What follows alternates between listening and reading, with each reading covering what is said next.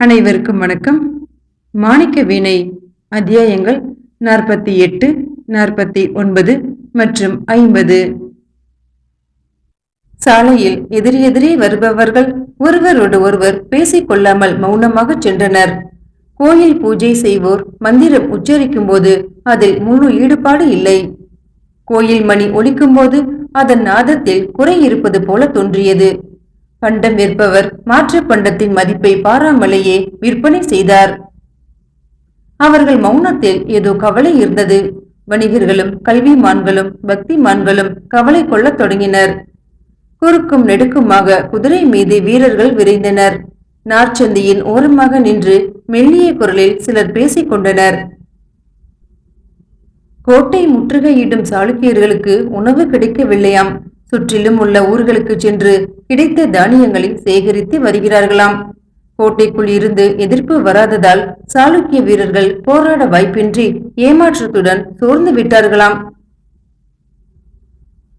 ஏன் நம் வீரர்கள் கோட்டைக்கு வெளியே சென்று எதிர்த்து போராடக்கூடாது? தெரியவில்லையே. அரசரின் உத்தரவை மீறி நடக்கக்கூடாது அல்லவா? அரசர் கோட்டையை விட்டு தெற்கே சென்று பல நாட்கள் ஆகிவிட்டனவே, உங்களுக்கு தெரியுமா? கோட்டை முற்றுகையின் போது இப்படி அரசர் நகரத்தில் இல்லாமல் வேறு எங்கோ செல்லலாமா? திருமங்கை அருளாளரை தரிசிக்க தெற்கே சென்றிருக்கிறார் என்று சொல்கிறார்கள். விரைவிலேயே திரும்பி வந்து விடுவார். அப்போது கோட்டைக்கு வெளியே சண்டை நடக்கும்.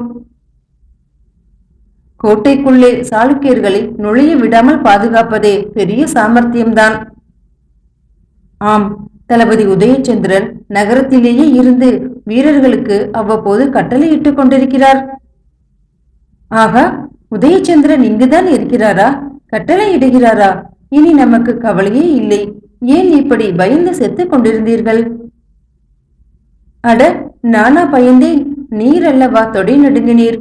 கோட்டைக்கு வெளியே சென்று ஏன் போர் புரியவில்லை என்று கேட்டீர். நெருக்கடியான வேளையில் நகரத்திற்குள் இல்லாமல் அரசர் இப்படி வெளியே சென்று விட்டாரே என பிலாக்கணம் வைத்தீர். பிலாக்கணம் ஒப்பாரி என்று சொல்லாதீர். சாளுக்கிய அரசன்தான் ஒப்பாரி வைக்கப் போகிறான். இப்போதே நான் சென்று தளபதி உதயச்சந்திரனை சந்தித்து என்னால் என்ற உதவியை செய்வதாக சொல்லப் போகிறேன். நானும் உம்முடன் வருகிறேன். வீரர்கள் என்றால் 2 வேளை நல்ல உணவு கிடைக்கும் இல்லையா? இப்போது ஒரு வேளைதான் நமக்கு கிடைக்கிறது. உணவு சும்மா போட்டு விட மாட்டார்கள் சுவாமி. வாள் எடுத்து சுழற்ற வேண்டும். மல்யுத்தம் செய்ய வேண்டும். எது வேண்டுமானாலும் செய்து நம் நகரத்தை காப்பாற்ற வேண்டும். நகரத்தை மட்டுமன்று ஐயா, பல்லவ நாட்டையே காப்பாற்ற வேண்டும். காஞ்சி கோட்டையை பிடிக்க முடியாத ஏமாற்றத்தில் ஆத்திரத்தில் சாளுக்கியர்கள் சுற்றிலும் உள்ள ஊர்களைத்தான் அழித்து விடுவார்கள். ஆமாம், அப்படித்தான் அந்த காலத்தில் சாளுக்கிய புலிகேசி செய்ததாக என் பாட்டனார் கூறுவார். புலிகேசி மட்டுமா? அவருக்கு பிறகு காஞ்சி மீது படையெடுத்து வந்த சாளுக்கிய அரசர்கள் அத்தனை பேருமே அப்படித்தான் செய்தார்கள். காஞ்சிக்குள்ளேயே புகுந்த ஒரு அரசர் அமர்க்களம் செய்து விடவில்லையா? மாமல்லபுர சிற்பங்கள் பலவற்றை அழித்து விடவில்லையா? நாம் இப்படி வீண் பேச்சு பேசாமல் இப்போதே தளபதியை சந்திப்போம். இப்படியெல்லாம் முச்சந்தையில் பேசிக்கொண்டே பலர் தளபதி உதயச்சந்திரனை அணுகினர். பல்லவ மாளிகை சபை மண்டபத்தில் உதயச்சந்திரன் கவலையுடன் அமர்ந்து மந்திரி பிரதானிகளுடன் யுத்த போக்கை பற்றி கலந்து ஆலோசித்த வண்ணம் இருந்தார்.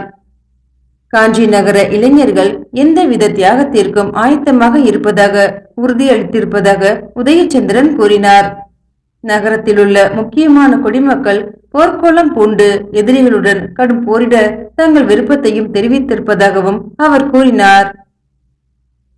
நகரத்து மக்கள் கவலைப்படாமல் பீதியடையாமல் அச்சப்படாமல் இருப்பதை அறிந்த உதயச்சந்திரனுக்கு சற்று புது தெம்பு ஏற்பட்டது. இளைஞர்களை அழைத்து அவர் சில திட்டங்களை தெரிவித்தார். நகரத்து மூத்த குடிமக்களுள் பலசாலிகளை தேர்ந்தெடுத்து அவர்களுக்கும் சில உத்தரவுகளை பிறப்பித்தார். அமாவாசை கழிந்த 2ஆம் நாள் வானத்து இருள் பயங்கரத்தை தூண்டியது. சாளுக்கியர்கள் பாடி வீட்டில் கூடி ஆலோசித்தவாறு இருந்தனர். கோட்டையை தகர்ப்பதற்கான திட்டங்களை வகுத்துக் கொண்டிருந்தனர். எல்லா படைத்தளபதிகளும் அங்கு கூடியிருந்தனர். அப்பொழுது வீரன் ஒருவன் மூச்சு இறைக்க ஓடி வந்தான். காஞ்சி கோட்டையின் மதில் மீது தீவர்த்தி வெளிச்சத்தில் சிலர் நடமாடுவதை பார்த்ததாக கூறினான் அவன். உடனே கீர்த்திவர்மன் வெளியே வந்து பார்த்தார். தொலைவில் இருந்து நோக்கிய போது மதிலின் மீது தீவர்த்திகள் இங்கும் அங்கும் நகர்வதையும் பிறகு அவை ஓரிடத்தில் வரிசையாக நிலை பெற்றிருப்பதையும் கண்டார். மதிலின் மீது பல்லவ வீரர்கள் தாக்குதலுக்கு ஆயத்தம் செய்கிறார்கள் என்பதையும் புரிந்து கொண்டார். அதை உறுதிப்படுத்த படை வீரர்கள் சிலரை கோட்டையின் அருகே அனுப்பினார். அகழியின் அருகே சென்ற சாளுக்கிய வீரர்கள் மீது எதிர்பாராத விதமாக மதில் மீதிருந்து அம்புகள் பாய்ந்தன.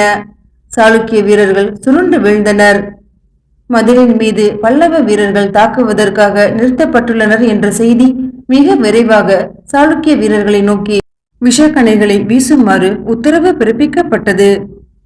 கோட்டையை சுற்றிலும் சாளுக்கிய வீரர்கள் சூழ்ந்து தீவர்த்தி வெளிச்சத்தை நோக்கி அம்புகளை எய்தனர். விஷம் தோய்ந்த அம்புகள் நூற்றுக்கணக்காய் மதிலின் மீது மாறி என பாய்ந்தன. என்ன அதிசயம்! மதில் மீதிருந்து யாரும் திருப்பி தாக்கவில்லை. வெள்ளி மொழிக்கும் நேரம் வரை சாளுக்கிய வீரர்கள் ஆயிரக்கணக்கான அம்புகளை எய்தனர்.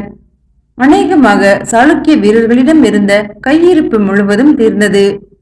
மதில் மீது பல்லவ வீரர்கள் ஒருவரும் இல்லை. வெறும் தீவர்த்திகள் நடப்பட்டிருக்கின்றன. தீவர்த்தி வெளிச்சத்துணையுடன் பல்லவ வீரர்கள் மதில் மீது வந்து அணிவகுத்து நின்று தாக்குதலை நடத்தப் போகிறார்கள் என்ற எண்ணத்தில் ஏராளமான அம்புகளை எய்து ஏமாந்ததை நினைத்து வேதனைப்பட்டனர் சாளுக்கிய வீரர்கள். 1000த்திற்கும் மேலாக அம்புகளை இழந்துவிட்டோம் என்றார் சாளுக்கிய தளபதி. நல்ல வேளை, பல்லவர்கள் தாக்காததால் ஒரு வீரன் கூட நம் பக்கத்தில் சேதமில்லை என வினயாதித்தன் பெருமைப்பட்டு கொண்டார். மறுநாள் நண்பகல் வரையில் இமை கொட்டாமல் கோட்டையை சுற்றி நின்றிருந்த சாளுக்கிய வீரர்கள் சலிப்படைந்தனர். போதுமான உணவு இல்லாததால் அவர்கள் களைப்படைந்திருந்தனர். எவ்வளவு நாட்களுக்குத்தான் கோட்டைக்குள் இருக்கும் மக்கள் உணவு இல்லாமல் இருப்பார்கள், பார்த்து விடுவோமே என்று சூளுரித்த சித்திரமையன். நந்தீசன் இன்று மாலைக்குள் கோட்டையின் ரகசிய பாதை வழியே வெளியே வருவான். ஏராளமான போர்க்கலன்களை கொண்டு வருவான். நாம் இழந்த அம்புகளுக்கு ஈடு செய்து விடலாம் என வினயாதித்தனை சமாதானப்படுத்துபவன் போல பெருமையாக கூறினான். அவன் சொன்னபடியே நந்தீசன் மேற்கு கோட்டை வாயிலுக்கு அருகே இருந்து ரகசிய வழியின் மூலம் வந்தான். அந்த பகுதியில் காடு போல அடர்ந்த புதர், மரம், செடி கொடிகள் நிறைந்திருந்தன. ரகசிய வழி இருப்பது சிலருக்கே தெரியும். 2 வண்டிகள் நிறைய கேடயம், அம்பு, வாள், வேல்கள் இருந்தன. இருள் சூழ்ந்திருந்ததால் என்ன நடக்கிறது என்று அறிய முடியவில்லை. ரகசிய பாதையின் வழியே தொடர்ந்து மேலும் 20 வண்டிகள் வந்தன. கோட்டைக்கு வெளியே வந்தவுடன் திடீரென்று அவற்றில் இருந்த பல்லவ வீரர்கள் பாய்ந்து குதித்து வில்லை வளைத்து மின்னல் போல சாளுக்கிய வீரர்கள் மீது அம்பெய்தனர். மதில் மீது வீசப்பட்ட விஷம் தோய்ந்த அம்புகளை சேகரித்து வைத்திருந்த அம்புகள் அவை. சாளுக்கியர்களின் விஷ அம்புகள் அவர்கள் மீதே தைத்தன. கண் இமைக்கும் முன் பல்லவ நாட்டு இளைஞர்கள் சாளுக்கிய வீரர்களை தாக்கிவிட்டு மீண்டும் கோட்டைக்குள்ளேயே நுழைந்து விட்டனர். முதல் நாள் இரவு சாளுக்கியர்கள் வீசிய விஷ அம்புகளை சேகரித்து பல்லவ வீரர்கள் வீசியதால் அவை தைத்த கண நேரத்திலேயே சுருண்டு வீழ்ந்தவர்களுள் நந்தீசனும் ஒருவன். தப்பிச் சென்ற சாளுக்கிய வீரர்கள் செத்தோம் பிழைத்தோம் என கீழே கிடந்த நந்தீசனை கவனிக்காமல் ஓடும்போது அவனை மிதித்து சென்றனர். ஊரு தெரியாமல் நந்தீசன் நசுங்கி கிடந்தான். பொழுது புலர்வதற்கு முன்பு இருள் விலகிக் கொண்டிருக்கும் நேரத்தில் நரேந்திரன் சைலேந்திரியை காண சென்றான். சைலேந்திரி தெரு திண்ணையில் கவலையுடன் அமர்ந்திருந்தாள். பெரியவர் உலாவுவதற்கு சென்று விட்டார். அடுத்து என்ன நடக்கப் போகிறது என்று புரியாமல் அவள் சிந்தனையில் ஆழ்ந்திருந்தாள். தாயகத்திற்கு திரும்பிச் செல்வது என்ற உறுதியான முடிவுக்கு அவள் வந்துவிட்டாள். முதல் நாள் இரவே அதை பற்றி பெரியவரிடம் பேசிய பிறகு அந்த முடிவுக்கு வந்துவிட்டாள். பரமகுருவிடமும் அதை தெரிவித்தாள். ஏன் திடீரென்று இப்படி ஒரு முடிவுக்கு வந்துவிட்டாய் என அவர் கேட்டார். இந்த நாட்டில் ஒரு கணம் கூட இருக்க வேண்டும் என்று எனக்கு தோன்றவில்லை. சாளுக்கியர்கள் தொல்லை அதிகமாகிவிடும் என்று நினைக்கிறேன். என் தாய் சொல்லி அனுப்பியது எதுவுமே நடைபெறவில்லை. தங்களிடம் வீணை பயிலலாம் என்று எண்ணினேன். அதுவும் கூட நடைபெறாது போலிருக்கிறது. பல்லவ சக்கரவர்த்தியையும் சந்திக்க இயலவில்லை என சைலேந்திரியின் குரலில் வருத்தம் நிறைந்திருந்தது. நீ சொல்வதில் பெரும் பகுதியை நான் ஒப்புக்கொள்கிறேன் சைலேந்திரி. போர் மேகம் எங்கும் சூழ்ந்துவிடும் என்றே தோன்றுகிறது. பூஞ்சேரியிலும் காஞ்சியிலும் இருக்கும் அமைதி நந்தபுரத்தில் இல்லை. மிக வளப்பமான பூமி என்கிறார்கள். பசுமையான சோலையும் எங்கும் நீர்நிலைகளும் காவிரியின் தெள்ளிய நீரோட்டமும் தோப்பும் பல தோட்டங்களும் எங்கும் நிறைந்திருக்கின்றன என்று அனைவரும் சொல்கிறார்கள். இறைவன் என் வெளியை எடுத்துக்கொண்டு விட்டான். உறுதுணையாக இருந்தவளும் ஓர் சதிகாரி என பிறகு தெரிந்தது. இங்கு வந்து நான் செய்தது என்ன, செய்வது என்ன? சக்கரவர்த்திகளை சந்திக்க என்னாலும் இயலவில்லை. காஞ்சி கோட்டையில் இருந்து நாம் புறப்படும் போது முகுந்தனிடம் நந்திபுரத்தில் சந்திப்பதாக சொல்லி அனுப்பினார். இங்கு அவரை சந்திக்கவே முடியவில்லை. ஆனால் எனக்கு இன்னும் நம்பிக்கை இருக்கிறது. அதற்குள் மனம் தளர்ந்து விடாதே சைலேந்திரி என பரமகுரு அவளிடம் சமாதானமாக பேசினார். நரேந்திரனை தான் விரும்புவதாகவும் அவருடன் சேர்ந்து காம்போஜம் சென்றுவிட முடிவு செய்திருப்பதாகவும் அவரிடம் சொல்ல விரும்பினாள் சைலேந்திரி. ஆனால் ஏனோ சொல்லவில்லை. முகுந்தன் கேட்ட உறுதிக்கு நரேந்திரன் மறுநாள் முடிவு கூறுவதாக சொல்லி இருக்கிறாரே, அப்படி என்ன முடிவு கூறப்போகிறார்? நரேந்திரனை அவள் விரும்புவதை பெரியவர் ஏற்கவில்லை. அவருக்கு நரேந்திரனை கண்டால் ஆரம்பத்திலிருந்தே பிடிக்கவில்லை. சைலேந்திரி, நரேந்திரனை நீ மறந்து விடுவதுதான் நல்லது. உன் தாயின் விருப்பத்தை அறியாமல் நீ அவனிடம் காதல் கொண்டதை நான் ஏற்க மாட்டேன். காதலிக்கவா கடல் கடந்து வந்தாய்? நீ வீணை பயின்று அதில் கலைவாணியாக வேண்டும் என்பது உன் தாயின் ஆசை. அது நிறைவேறவில்லை. உனக்கு துணையாக என்னை அனுப்பினாள். வீணையின் நுட்பங்களை அறியச் செய்து உன்னை சர்வ ஜாக்கிரதையாக காம்போஜம் கொண்டு சேர்க்க வேண்டும். ஆனால் எனக்கு ஏற்படும் எத்தகைய தொல்லையையும் எதிர்ப்புகளையும் இழப்புகளையும் நான் ஏற்க சித்தமாக இருக்கிறேன். நான் பரம்பரையாக பூஜித்த விக்கிரகத்தையே இழந்தேன். பூஜை செய்யாமல் உணவருந்தாத என் கொள்கையை இங்கே கைவிட்டு விட்டேன். கடல் மல்லையில் இறங்கியதிலிருந்தே எவ்வளவு தொல்லைகள்! உன்னை என்னிடமிருந்து பிரிக்க சதி செய்தான் நந்தீசன். காப்பாளிகையிடம் சிக்குண்டோம். இப்போது நந்திபுரத்திற்கு வந்து பொழுதை வீணே கழித்துக் கொண்டிருக்கிறோம். நீ சொல்வது போல காம்போஜம் திரும்புவதற்கு முயற்சி செய். வந்தது போலவே திரும்பி விடுவோம். உன் சொந்த வீணையையும் நீ இழந்தாய். நான் அருமை விக்கிரகத்தை இழந்தேன். உன்னை பின்னப்படாமல் கொண்டு சேர்ப்பது என் கடமை என பெரியவர் நயமாகவும் அழுத்தமாகவும் பேசினார். ஒவ்வொரு முறையும் நம்மை காப்பாற்றியவன் நரேந்திரன் என்பதை நீங்கள் மறந்து விட்டீர்களா? எனக்கும் நரேந்திரனுக்கும் ஏற்பட்ட காதலை என் தாயிடம் பக்குவமாக நான் எடுத்துச் சொல்வேன் என அவளும் அழுத்தம் திருத்தமாக கூறினாள். நான் சம்மதிக்க மாட்டேன். நரேந்திரன் உன்னுடன் வருவது என்றால் நான் வரவே மாட்டேன் என பெரியவர் கண்டிப்பாக கூறினார். சைலேந்திரி மௌனமாக இருந்தாள். இன்று நரேந்திரன் வருவார். சாதகமான முடிவு கூறுவார். பெரியவர் தடுத்தாலும் நரேந்திரனுடன் சென்று விடவே அவள் முடிவு செய்து விட்டாள். இருள் விலகா முன்பே எழுந்துவிட்ட சைலேந்திரி திண்ணையில் அமர்ந்திருந்த போது நரேந்திரன் வந்தவுடன் அவளுக்கு ஏற்பட்ட மகிழ்ச்சிக்கு எல்லையே இல்லை. அவளும் அவனும் சிறிது நேரம் பேசாமல் ஒருவரை ஒருவர் பார்த்து கொண்டிருந்தனர். உள்ளே போய் பேசலாமா என கேட்டாள் சைலேந்திரி. இங்கேயே பேசுவோம். காலை இளங்காற்று புத்துணர்ச்சியை அளிக்கிறது. உன்னை பார்க்கும்போது இப்பொழுதுதான் பூத்த புது மலர் போல புதிய தெம்பு எனக்கு ஏற்படுகிறது.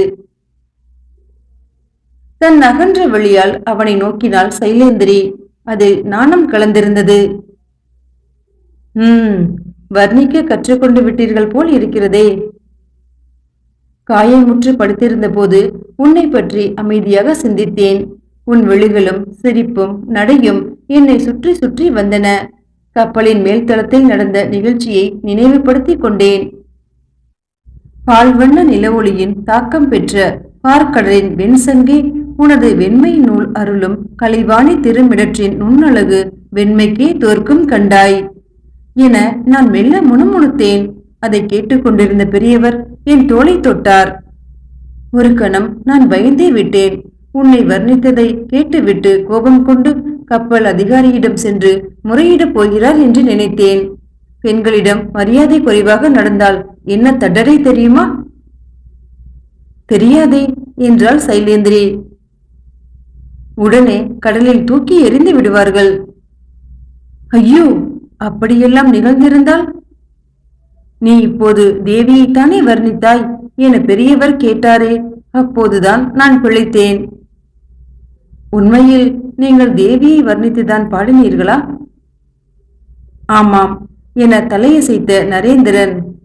இந்த தேவியைத்தான் என அவளை நோக்கி விரலை நீட்டினான். பிறகு சில கணம் விழிகளை மூடிக்கொண்டு மரக்களத்து நிகழ்ச்சிகளை நினைவுபடுத்தி கொண்டான். பொழுது புலராத அந்த காலை பொழுதில் சைலேந்திரி உறங்கிக் கொண்டிருப்பாள். மரப்படிகட்டுகள் வழியே நரேந்திரன் மேல்தளத்திற்கு ஏறி வரும்போது அறையின் மஞ்சத்தில் சைலேந்திரி படுத்திருக்கும் கோலம் அவனது வெளியில் படும். அவ்வாறு மறைந்திருந்து பார்ப்பது, ரசிப்பது தவறு என்று அவனுக்கே தெரியும். என்றாலும் பொங்கி ததும்பிக் கொண்டிருக்கும் கலை ஊற்றை, ரசனை உணர்வை தடுக்க எவ்வளவு முயன்றாலும் அவனாலும் முடியவில்லை. அந்த நிகழ்ச்சியை அவன் எடுத்து கூறி, சைலேந்திரி, அலைப்பாயும் மனதை அன்று அப்பொழுது நான் அடக்கிக் கொண்டிராவிட்டால் எனது பயணமே பாழ்பட்டிருக்கும். என் தாய்க்கு கொடுத்திருந்த வாக்குறுதி சிதைந்திருக்கும் என்றான். அப்படி என்ன வாக்குறுதி கொடுத்திருந்தீர்கள்? ஓர் இடத்தில் நிலைக்காமல் பல நாடுகளை சுற்றி சுற்றி வருகிறேன். காலில் சக்கரம் என்று கூட வேடிக்கையாக என் தாயார் சொல்வார்கள். மகனே, பல்வேறு நாடுகளுக்கு செல்வாய். அங்கே பல பெண்களுடன் பழக வேண்டியிருக்கும். ஆனால் நீ ஒருத்தியிடமும் மனதை பறிகொடுத்து விடக்கூடாது. உன்னை இழந்து விடக்கூடாது. எனக்கு தெரியாமல் நீ கல்யாணம் செய்து கொள்ளக்கூடாது என்று நான் வாக்குறுதி கொடுத்திருக்கிறேன். அந்த மரக்களத்தில் ஒரு கணத்தில் உன்னிடம் மனதை இழந்து என் பணியை விட்டு உன்னை பின்பற்றி வந்திருந்தால் என்று கூறிவிட்டு நிறுத்தினான் நரேந்திரன். சைலேந்திரி திடுக்கிட்டாள். இவர் என்ன சொல்கிறார்? நரேந்திரரே, சற்று முன்பு வரை நான் நினைத்திருந்தது வேறு. இப்போது நீங்கள் சொல்வது வேறு. நீங்கள் என்னை காதலிக்கவில்லையா? அதில் என்ன சந்தேகம் உனக்கு? அப்படியெனில் உங்கள் தாய்க்கு கொடுத்த வாக்குறுதி?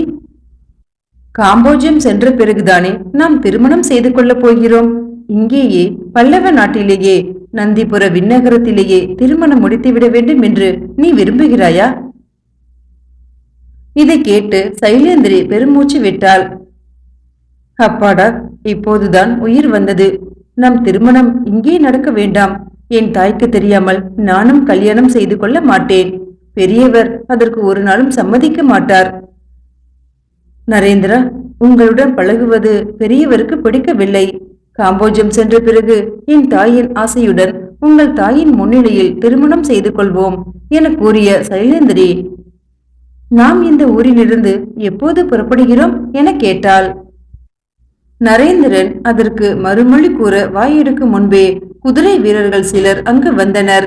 ஒரு வீரன் குதிரையிலிருந்து இறங்கி வணங்கி நரேந்திரனை நோக்கி, தாங்கள்தானே வீரர் நரேந்திரன் என கேட்டான்.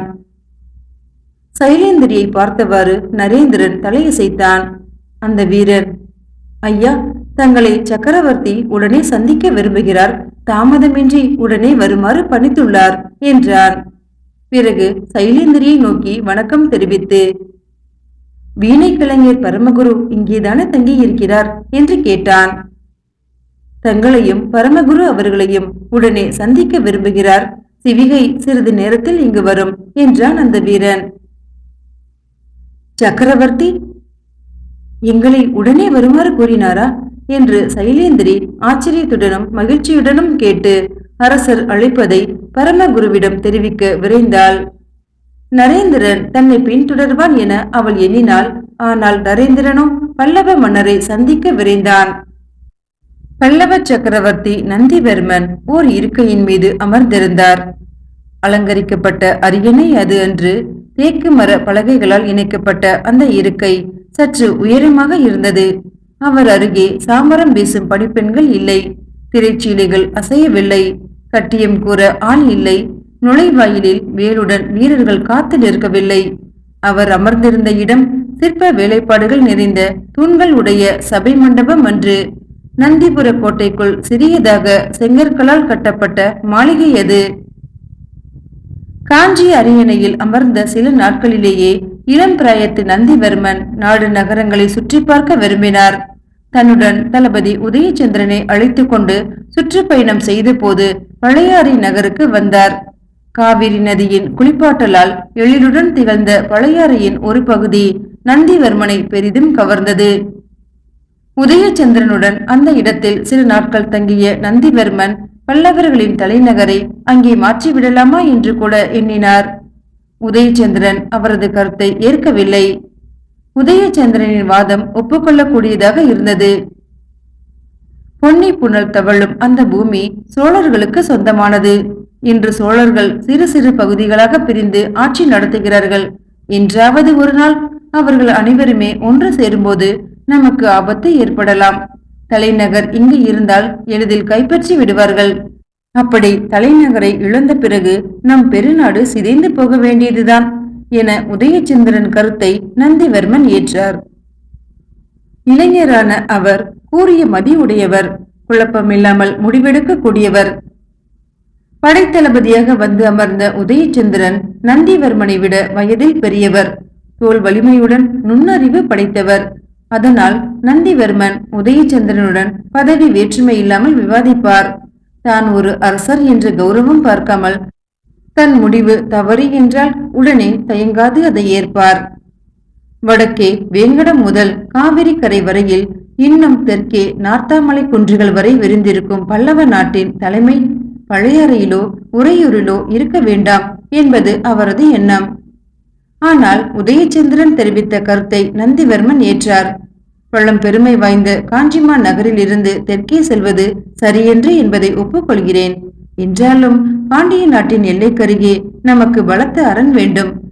பழையாறையின் அருகே புதிய நகரம் ஒன்றை நிர்மாணிப்போம், அதை சுற்றி ஒரு கோட்டை கட்டுவோம் என கூறிய நந்திவர்மன் கருத்தை உதயச்சந்திரன் ஏற்றார். கோட்டை கட்டப்பட்டது, நகரம் உருவானது, நந்திபுரம் என்ற பெயரும் சூட்டப்பட்டது. திருமாலுக்கு அழகிய கோயில் கட்டப்பட்டது. திருவாலி நகரத்தின் தலைவராகவும் சிறந்த வீரராகவும் விளங்கிய கலியன் தன் பட்டம் பதவி துறந்து திருமால் பக்தரானார். திருமால் குடிக்கொண்டிருக்கும் திருப்பதிகள் தோறும் சென்று வணங்கி தீஞ்சுவை பதியங்களை பாடி காணிக்கையாக்கினார். அவர் நந்திபுர விண்ணகரத்திற்கு வருகை தந்து பெருமாளை சேவித்து பாசுரங்களை திருமாலுக்கு மாலையாக சுட்டினார். அதனால் நந்திவர்மனுக்கு ஏற்பட்ட மகிழ்ச்சிக்கு எல்லையே இல்லை. உதயச்சந்திரா, சூரியச்சந்திரர் உள்ளளவும் என் பெயர் நிலைத்து நிற்க நான் போரில் அடையும் வெற்றியை விட, சிற்ப அற்புதங்கள் நிறைந்த கோயில்களை கட்டுவதை விட, திருமங்கை மன்னரால் மங்கள சாசனம் செய்யப்பட்ட என்னால் கட்டுவித்த கோயில்கள்தாம் அழியாது விளங்கப் போகின்றன என பெருமையுடன் அவர் அடிக்கடி கூறுவார். நந்திபுரத்து கோட்டைக்குள்ளும் வெளியேயும் மக்கள் குடியேறினர். அவ்வப்போது அங்கு வருகை தரும் பல்லவ மன்னரின் அன்பு ஆட்சியை ஏற்று மகிழ்ச்சியுடன் வாழ்ந்தனர் அவர்கள். காஞ்சியில் சித்திரமாயனால் ஏற்பட்ட பதவி பூசலால் நந்திவர்மன் காஞ்சியை விட்டு எங்குமே செல்ல முடியாத நிலை ஏற்பட்டது. அரசர் கவனிக்காததால் நந்திபுரத்தின் பொலிவு குறையத் தொடங்கியது. இதை அறிந்த நந்திவர்மன் நந்திபுரத்திற்கு விரைவில் வந்து சில நாட்கள் தங்க எண்ணினார். நந்திபுர கோட்டையை செப்பனிட ஏற்பாடுகள் செய்தார். விண்ணகரத்தை புதுப்பித்தார். திருமங்கை மன்னர் நந்திபுரம் வரும்போது அவரை சேவித்து ஆசி பெறுவதற்கு ஆர்வம் கொண்டார். அதற்கு தக்கவர்களை தூது அனுப்பினார். சாளுக்கிய படையெடுப்பு தொடங்குவதற்கு முன்பே காஞ்சி மாளிகையில் உள்ள அந்த புறத்து மகளிரையும் மற்றும் முக்கியமானவர்களையும் நந்தி கோட்டைக்கு சென்றுவிட ஏற்பாடு செய்தார். பகைவர்களால் பரிவாதினி வீணை அபகரிக்கப்படும் என்ற செய்தி கிடைத்தவுடனே பரமகுரு போன்ற கலைஞர்களுக்கு எந்தவித ஆபத்தும் நேர்ந்துவிடக்கூடாது என்பதற்காக அவரையும் நந்திபுரத்திற்கு அழைத்துச் சென்றார். முதிய சிற்பி மட்டுமே பிடிவாதமாக கடல் மல்லையை விட்டு நகர மறுத்தார். நந்திவர்மனின் முன்னோர்களின் உறவினர்கள் காம்போஜத்தில் குடியேறியிருந்தனர். அவர்களுள் ஒருத்தியான சைலேந்திரியின் தாயை பற்றி நந்திவர்மன் முன்பே அறிந்திருந்தார். இசைக்கலையில் மிகவும் புலமை பெற்றிருந்த அவளை பல்லவ நாட்டிற்கு வரவழைக்க வேண்டும் என்ற எண்ணம் அவருக்கு உண்டு. சைலேந்திரி வீணை பயில காஞ்சிக்கு வந்த செய்தி சற்று தாமதமாகவே அவருக்கு கிடைத்தது. நந்தீசனிடம் சைலேந்திரி சிக்கிவிட்டாள் என்பதை அறிந்து அவளை மீட்க திட்டமிட்டார். ஆனால் சித்திரமாயன் முயற்சி மிக வேகமாக வெற்றி பெற்றது. பரிவாதினி வீணையை சாளுக்கியர்கள் எப்படியும் அபகரித்துவிட திட்டமிட்டிருப்பதை அறிந்த நந்திவர்மன் பரிவாதினி வீணையையும் பரமகுருவையும் சைலேந்திரியையும் காப்பாற்ற முடிவு செய்தார். நரேந்திரன் என்ற இளைஞனின் வீரத்தை அறிந்தார். அவனை நந்திபுரம் வரச் செய்தார். சைலேந்திரியையும் பரிவாதினி வீணையையும் சித்திரமாயன் ஆதரவாளர்களிடமிருந்து காப்பாற்ற நடந்த போரில் நரேந்திரன் காயமுற்றான். சைலேந்திரி பரமகுரு இருவருமே பரிவாதினி வீணையுடன் நந்திபுரத்திற்கு வந்து சேர்ந்ததால் இனி எந்தவித ஆபத்தும் இல்லை என்று நந்திவர்மன் நம்பிக்கையுடன் இருந்தபோது நிலைமை மாறியது. சைலேந்திரி நரேந்திரன் மீது காதல் கொண்டிருப்பது தெரிய வந்தது. சைலேந்திரிக்கு உதவும் நோக்கத்துடன் இருந்த முகுந்தனை சைலேந்திரிக்கு அறவே பிடிக்கவில்லை. பல்லவ நாட்டில் இனி தங்கி இருக்கவும் அவள் விரும்பவில்லை என்பதை மன்னர் அறிந்தார். முகுந்தன் மீது ஏற்பட்ட கோபத்தால் அத்தகைய முடிவுக்கு அவள் வந்திருப்பதை உணர்ந்த நந்திவர்மன் அவளது மனதை மாற்ற விரும்பினார். காஞ்சி கோட்டையை சாளுக்கியர்கள் சூழ்ந்து கொண்டு விட்டனர். அவர்களை எதிர்த்து போராடும் அளவிற்கு பல்லவ வீரர்கள் இல்லை. அதே போல காஞ்சி கோட்டையை சாளுக்கியர்களால் கைப்பற்ற முடியாதவாறு உதயச்சந்திரன் பலத்த பாதுகாப்பு ஏற்பாடுகளை செய்திருந்தார். காஞ்சி கோட்டையை கைப்பற்ற முடியாததால் ஏற்பட்ட ஏமாற்றமும் கோட்டைக்குள் இருந்து திடீரென்று ஏற்பட்ட தாக்குதலும் நந்தீசன் இறந்ததால் ஏற்பட்ட அதிர்ச்சியும் பரிவாதினி வீணையை அபகரிக்க முடியாததும் சாளுக்கிய வீரர்களின் ஆத்திரத்தை அதிகரிக்க செய்தன. சித்திரமாயனும் விக்ரமாதித்தனும் கலந்து யோசித்தனர். தெற்கே நந்திபுர கோட்டைக்குள் நந்திவர்மன் இருப்பதையும் பரிவாதினி வீணை மிக பாதுகாப்பாக கொண்டு செல்லப்பட்டிருப்பதையும் அறிந்த சித்திரமாயன் ஓர் யோசனை கூறினான். உடனே நந்திபுரம் நோக்கி சாளுக்கிய வீரர்கள் விரைந்து செல்லுமாறு கட்டளையிடுங்கள். நந்திக்கோட்டை பலமற்றது. அதை பாதுகாக்க படை வீரர்கள் எண்ணிக்கையும் கூட குறைவுதான். நாம் படையெடுத்து வந்தது அறிந்து தெற்கே இருந்து பாண்டியர்களும் பல்லவ நாட்டின் எல்லை பகுதியை கைப்பற்ற படைகளுடன் வரப்போவதாக கேள்வி. அதனால் உடனே நந்திபுரம் நோக்கி நம் வீரர்கள் பாய்ந்து செல்லட்டும் என சித்திரமாயனின் திட்டத்தை கீர்த்திவர்மனும் விக்ரமாதித்தனும் ஏற்றனர். காஞ்சி கோட்டை முற்றுகையை கைவிட்டு சாளுக்கிய படைகள் வருகின்றன என்பதை அறிந்த நந்திவர்மனும் அமைச்சர்களுடன் கலந்து ஆலோசிக்கலானார்.